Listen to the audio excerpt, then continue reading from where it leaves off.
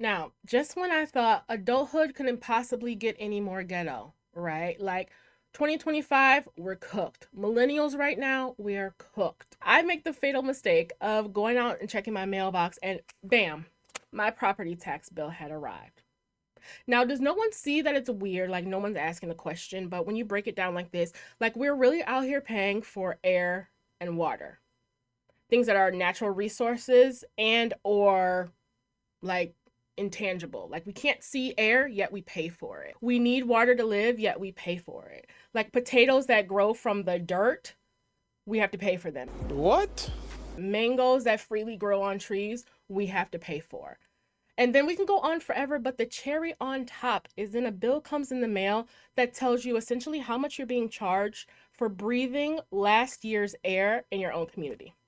Like, can we talk about that here? You can't keep getting away with it! But anyways, I digress. So today we are going to look at my real 2024 property tax bill. And it's so stupid. So it's my real stupid 2024 tax bill. And I'm still annoyed about it, if you can't tell. Now, I haven't taken that much time to understand it in the past, and that's on me. Like, I love numbers and everything, but when you pair it with foreign to me jargon, and then you essentially tell me that I have no choice whether to pay this bottom line or not, like, what's the point? Like, I check out. What was the point of that? But as annoyed as I was still, and October will be 5 years of me being in this house, and I was still annoyed. I was like, no, I don't want to be annoyed anymore. I'm going to focus on reconciling each and every line item, so at least I can see if my anger is directed in the right place, you know? So let's get into it. For this video, it doesn't matter if you are a new homeowner and you don't know what the f you're looking at, if you're a seasoned homeowner and you don't know what the f you're looking at, or if you're like just a nosy, pre-planning future homeowner who also wants the tea on why our parents were so stressed out around this time when we were growing up. It doesn't matter. Everybody come in single file line, sit down, don't touch nothing. And I got y'all. Okay? Because although it's not super exciting to learn about, but it is super important to grasp. So we're going to make this as laid back, but as informative as possible. And I hope I do that for you guys today. So let's walk down my 2024 property tax bill and see what I'm actually paying for, how to understand it, and most importantly, if I even have enough money to pay for this thing. Now, in order to fully understand property taxes, we have to start at the beginning, okay? And that's with our mortgage payments. Mortgage payments are typically made up of at least 3 components, and that is principal, interest, and escrow. Principal and interest, of course, refer to the remaining portion of your loan that you drew from the bank in order to purchase your physical home, right? And then that is taxed at your approved interest rate. And escrow, you may have heard of, just think of that as a fancy word for savings account. Oh, you think you fancy? An escrow account is built into your mortgage, but it's separate. And it's there for you to put aside money for costs that you incur for being in that physical home. For example, the land that it sits on and the insurance that you need to cover it. So that's what we're talking about today.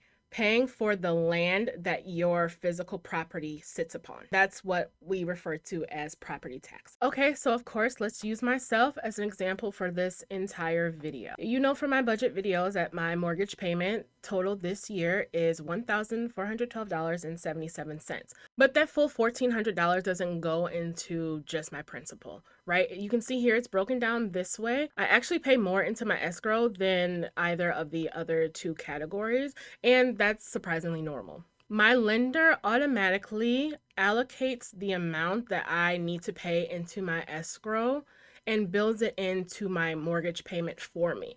Therefore, I'm making 1 payment, but it's covering these 3 bases. If I can give a small but mighty piece of advice, it is to have your lender do this for you, to build in your escrow into your mortgage payment. It can be very tempting, and they do give you the choice whether you just want to do it on your own. And then essentially here, I would just be paying $358 plus $440. And for sake of, I haven't even added this up, 14 minus, let me see. Actually, let me do it. Yeah, so that's only $799.17. That's really my obligation. Now, the escrow portion is a courtesy because this is going to be your savings account. So if I didn't have this escrow payment in there, my mortgage would only be $800 a month, right? Which is better for my budget, right? But then come property tax time, I'm on my own. I'm on my own to make sure that I get and receive the bill, that I have enough money set aside, and that I make those payments on time, because we do not want to play with late tax payments, and you'll see that later on in the video. So they do give you a choice whether you want to include it or not. My piece of advice, just go ahead and do it. It saves you so much of a headache later on, and you can see as we go through how fast it can unravel. Okay, so now that we understand the three main components of mortgage payments, let's move on to the actual property tax bill at hand. I've redacted all of the sensitive information for obvious reasons, but yeah, here she is in all her glory. Okay, but we're gonna focus on this bottom third down here because that's where the meat is. All right, and you can see here, bottom line. Let me zoom in. Let me zoom in, okay, for the people. Bottom line, I was charged $5,426.30 to exist here last year. Thank you for that. Nice. So let's walk through this like side strip right here. From top to bottom is how they get their numbers, and that's what I was reconciling. So yeah, let's go through that real quick. TIF base, honestly didn't look it up because it says NA. Not gonna lie. All right, fair cash value on line 2. That is more for the homeowner, and that is the estimated value of your home or dwelling, whatever, if it were to sell today in an open market. This is, like I said, more so for the homeowner, and it's fun, I guess, to see this number climb year over year. And I can tell you right now, I got it in a really good time, like peak COVID. I closed in August of 2020, and like stuff was dirt cheap. I didn't even pay $200,000 for my home. This doesn't go into your actual calculation. It's just more so what they assess your home is worth. Line 3 is land value, and that's the same idea as above, but it does go into your calculation. This is where your calculation starts. Land value is like, okay, your home sits upon land. What is it worth? With the parameters, the property lines that are attached to it, again, also performed by a land assessor, and my number this year was $8,371. Line 4 is building value. This is the biggest number that goes into your property tax calculation, and that is, if something were to occur, how much would it cost your city or town to rebuild the structure or dwelling that you are in, minus the depreciation? So if like a natural disaster were to happen, for example, like a fire, tornado, and it just, your home blew away, and there was a big hole in your community from where a home used to be, or it has to be demolished for any reason, how much would it cost the city to have to rebuild another dwelling right here on this land with this land value minus depreciation? They came up with $71,279. And then the line up under that, line 5, minus home improvement slash vet. That is, I don't qualify for because I'm not a veteran. I haven't served in the armed forces, and I didn't do any major home renos in 2024, so that's why that's a 0. And that brings me to my assessed value of $79,650. And that's just them adding your land value plus your building value minus the deductions you get to take for if you did like major home improvement or you are a veteran residing in the residence. And then down below we have our first, well, not our first decimal, but our first like multiplier decimal type. And that is a state multiplier. Now, this varies from state to state. If I didn't mention, I am in Illinois, the Chicagoland area, the Chicago suburbs. Okay, and in Illinois, I actually just looked this up, so I'm understanding it in real time with you guys. So they want to equalize the taxes across the state for homeowners, right? So that's saying they want to get as close to 33 1/3% for the median assessed value of property in your area. We remember from grade school math, mean, median, and mode, right? So the middle, the average, however you want to look at it, should be as close to 33.33% of the actual property value as possible. And if not, they're going to add this little multiplier to bump it up to kind of equalize it across the board. Now, if the median assessments come in at above 33.33%, again for Illinois this year, then they can back off that a little bit, and the number for the state multiplier would be less than 1. But if the numbers come in below the median and they have to get us back up to be equal across the board, then they have to apply more than 1, so that number would be higher. For some reason, mine is exactly 1.0, so that's suspicious. That's weird. Nonetheless, since we're multiplying by itself, it doesn't change and it remains at 79,650. Now from that, they can back off a little bit more. Below that, we have a homestead exemption that I do qualify for, and that was $8,000 this year. That's just saying that I reside in the property that I'm paying the taxes on for more than 51% of the year, 51% or more of the year. So I kind of get a tax break by living in the same place that I'm paying taxes on. And then the other exemptions I'm not eligible for. A senior exemption, I won't be eligible for until 2052, but mark my words, I will come back here and show y'all when I finally have that number in 2052 that I qualify. Then other exemptions, none. Farmland, I don't live on a farm land or have a farm building like a shed, and I don't have horses and cows and things like that. But we do have neighbors that have horses, like probably like 2 miles away, but it's nearby. So that brings me all the way down to my net taxable value to 71,650. And that is the equalized value that they got after doing the state multiplier minus any exemptions that they're giving me here. And that is your final number that they're going to be bouncing this next line, which is the tax rate, off of, though, and it's 7.573333%. Okay, and it's just like, what? We're talking about Willis. And that's where it gets confusing, and I kind of check out. Honestly, no, it got confusing a long time ago. I won't even lie, but this really threw me, and I'm like, okay, where are they getting this from? But it's all in my face, so we're gonna move over. Okay, this is where they got the number from. So we have this section to the left where they break down the taxing district, and this list can be as long or as short. It just depends on what you're paying taxes on. Where does that residence or dwelling qualify to be hit by which taxes? So where I live, I qualify, lucky me, to pay for all of these different things, from pensions to the school district to the forest preserve. Like, somebody please tell me where the forest preserve is around here now that I'm saying that.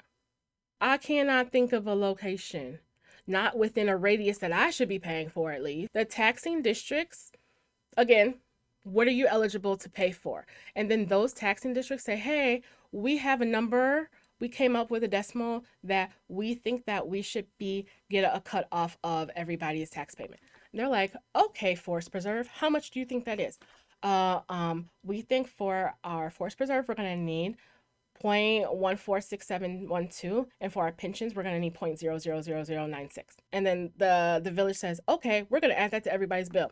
I don't know if that's really how the conversation goes, if it's that easy, but that's the bottom line. Each district gets to assign their own tax rate, and then all of that is added together. So as you can see, I pay the highest one, of course, is the school district, and that's 4.57%. Almost 5% of taxes are going to the school district. Let me know if that's your highest taxing district also. I mean, it makes sense that it would be, but let me know what yours is. So when they talk about taxpayer dollars, I want to live in a good school district. Okay, you live in a good school district, but what are the taxes like on that place? This is what they're talking about. Yeah, it may be a good school district, but good school districts come with higher tax tax rates. Because think about it, if you are marketable, if everyone wants to come to your school because you are the Harvard of middle schools in your area, you're obviously going to demand a higher tax rate. That weeds out people that are in their communities because setting tax rates obviously excludes or includes certain tax brackets. And so that's how that happens. Okay. So not to get all political, but that's how it works. So all these people have their hand raised like, no, we need 0.043. No, we need 1.25. We need, so they add all that together. And then that's where you can see down here, that's where they get that total tax rate of 7.57333. All of these things added together. We go back over here to our net taxable value of 71,650, and then we multiply it by the tax rate. Everyone's hand raised assessment of what they think they should get. And then that is your tax rate that you pay. The breakdown, okay, shows you how much of that tax total they are getting. So of the $5,426 that I have to pay in taxes, the school district is getting $3,278 of it from me alone. And then I'm paying another $83.85 into the pension of the school district workers who are retired.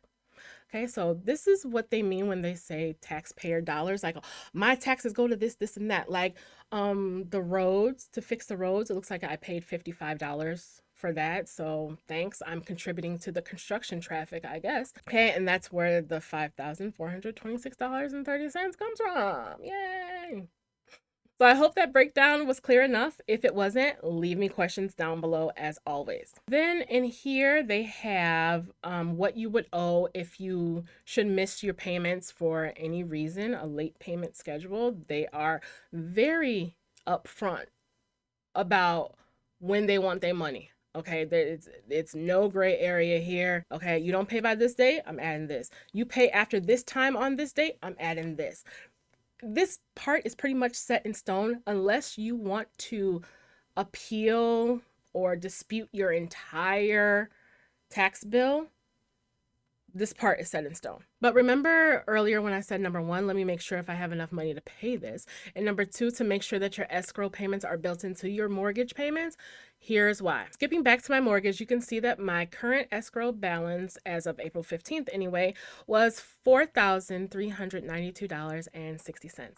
That's because it sits in the account waiting to be drawn upon for property tax bills, mortgage insurance, and homeowners insurance, things like that. My mortgage people already got the same property tax bill that I just showed you guys. So they already know, okay, this is coming up due on this date, $2,713 and some change is going to be due on this date. So we need to deduct it from this balance. So as long as you have enough money in your escrow, you won't even see your property tax bill hit you, if that makes sense. It's just simply an asset that sits on the balance sheet. I'm not even sure if you can draw from your escrow. Maybe you can, but I'm sure there's a big penalty for it. But you just want it to sit there for these easily forgettable insurances that come up. Like every month I pay mortgage insurance. I have not even thought about that in years. Like, so imagine if I was getting the bill and not paying it. Like, that would be detrimental. So I have my property tax, my homeowner's insurance, and my mortgage insurance set up to auto draft from this escrow account. And because my property taxes are in there as well, they remit my payment on my behalf straight to my village so that I don't even see it, basically. They even pay it a month early to avoid like any delays. Like my bill is not due till June 2nd. They paid it on May 2nd. So this has already come out. So I kind of work backwards from here, but it just came out and I meant to do this video before, but I've been busy. So that ensures that there's no missed payments, because if I were to miss a payment, let's just say, they give me a fair warning. If I do not pay this entire $5,400 bill by 4:30 p.m. on October 25th, 2025, it will be on the market on October 27th at 9 a.m. They play no game, meaning all someone essentially has to do is be eyeing your property. This is all public information, by the way. They can pull up properties who have not paid their property taxes, and they really just want their money. They don't care where it comes from, who sends it in, who's living. They just want their money. So essentially, I can go in to the village, say, hey, I see that this property hasn't paid their taxes. How much is left on it? They'll give you a number to pay it off today. So they can walk in and say, I see Ryan hasn't paid her tax bill. How much is due? It could be $5,400, or I could have made one payment and it could only be $2,700. They would say, hey, Mr. Smith, it's $2,700.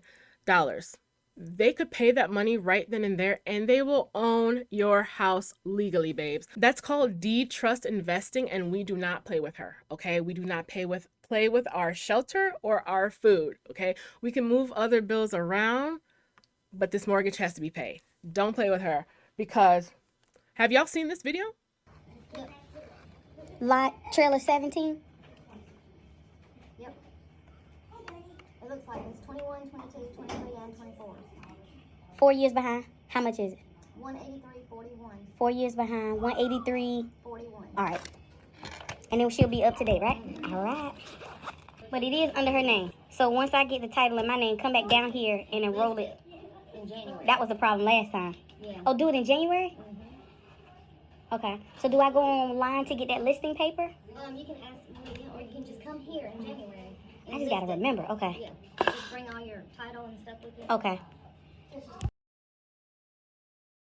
So yeah, it can get real out there. In some states, they have to be behind for 2 years or 2.5 years, nothing over 3 years. Like, you can just miss 2 payments and it'll be on the market. But from the back of my letter, it sounded like whether I miss 2 or 1 payments, regardless, there's going to be a tax sale on October 27th, and everything that's unpaid is free game. So my other small but mighty piece of advice is to, when you're purchasing your home, make sure that the previous owners have paid up all the taxes from the previous year, that there are going to be no surprises for you, okay? And if they have not paid, make sure that they do get paid in time. If you really want the home, by you, but take that off of your closing costs plus interest for inconvenience or whatever. You're not going to be paying their bills and then paying them for the house. No, you're going to do that. So make sure the property doesn't have any outstanding tax payments before you buy, because that can get you in trouble if you move into a home and, hey, they're 18 months behind on their property tax. You have 6 months to come up with $10,000 or GTFO. I've been waiting to say this all year, and I'm gonna say it. And this is a good time. Get the stepping. What do you do in that situation, But you may notice, however, my balance on April 15th was less than the amount due. So I have $4,300 in my account, but I owe $5,400, which is $1,033 less, variance I need to come up with. That's not a huge deal because they take the payments in installments. So if you set it up to be auto drafted from your account, they're not going to take the whole thing at once. I mean, maybe you could set it up that way if you have a surplus in your account. But for normal people, especially in this economy, they're just, they're going to do it in installments. So they're only taking $2,713 for right now here in May. And I'll have time to, make 4 more mortgage payments before the next installment is due. So I'll have enough money in there to cover installment number 2, and it'll be handled the same way. So all in all, I'm paying $5,426.30 to exist in my community. Okay, now don't get me wrong. I know it could be way worse, and don't confuse my lighthearted or whatever nonchalantness as being ungrateful. I don't even have an ungrateful bone in my body, so that could never be me. But I know it can be way worse. I just don't know how, it makes sense the numbers make sense in my brain, but the why, I can't compute. I can't compute the paying for air and water. And I'm not even a super woke person that I'm anti-vaccine and I'm gonna grow my own, squash and only use mud for my skincare. Like, I'm not even like that, but I just cannot reconcile in my brain why we are paying for natural resources still. Still, I can't. I know everything has a price, but at this point, these numbers are made up. Like, how do you come up with 0.000096 and say that that will cover everything? Is that really for real? I don't know. I just got questions, okay? I've seen some insane property tax bills that are way higher than the homeowner expected, and they end up having to come out of pocket, scramble to come out of pocket, and on top of that, have a huge monthly mortgage increase. So I cannot stress enough how important it is to have, number one, the right realtor assist you, to number two, getting a reputable lender to pick up your loan, and number three, a knowledgeable, detail-oriented attorney to read through all those documents at closing to make sure that your calculation is correct. So those three, plus you, are the dream team, okay? Taking the cheap way out in this way can really cause you headaches later on. So yeah, guys, I hope this makes sense, everything that we went over today. If you found this helpful, don't forget to like and subscribe for more videos and breakdowns like this. Leave your questions down below for anything I may have missed, and also